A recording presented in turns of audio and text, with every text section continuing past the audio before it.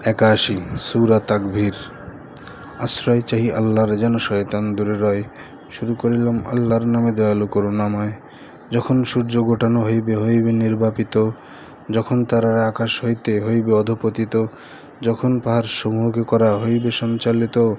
যখন পূর্ণ বরভা উষ্ট্রী হইবে উপেক্ষিত। যখন বন্য পশুদের করা হইবে একত্রিত। যখন সাগর সমূহকে করা হইবে উদ্বেলিত। যখন আত্মা হইবে শরীরে পুনঃসংযোজিত। জ্যান্ত প্রথিত কন্যাকে করা হইবে জিজ্ঞাসিত। কোন অপরাধে করা হয় তাকে হত্যা ও সমাহিত। যখন সবার আমল তালিকা হইবে উন্মোচিত। আসমানের আবরণ যখন হইবে অপসারিত। যখন জাহান্নাম করে দেয়া হইবে প্রজ্বলিত। নিকটবর্তী করে দেয়া হবে জান্নাত কাঙ্ক্ষিত। তখন সবাই নিজের কামাই হয়ে যাবে অবহিত। শপথ সেসব তারাদের যারা পশ্চাতে ধাবমান, চলতে চলতে নভমণ্ডলে হয় অদৃশ্যমান। শপথ করছি রাতের যখন হয়ে যায় অবসান। শপথ ভোরের উদয় লগ্নে যখন তাপায় প্রাণ।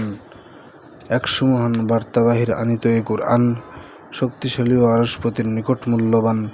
যে মান্যবর আর সেখানের আস্থাভাজন প্রাণ। মক্কাবাসীরা তোমাদের সাথী, সে তো উন্মাদ নয়। সে তাকে দেখেছে পরিচ্ছন্ন দিগন্তে নিশ্চয়। আর সে তো কভু লুকিয়ে রাখে না অদেখা কোনো বিষয়।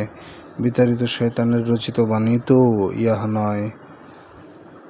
তবুও তোমরা চলেছ কোথায় ওরে? এটা তো শুধুই উপদেশ সারা জগৎবাসীর তরে। তার তরে যারা সাবলীল পথে চলার ইচ্ছে করে। তোমরা ইচ্ছে করবে না হয় যদি না করেন তিনি। আল্লাহ এই জগৎকুলের পালনকর্তা যিনি।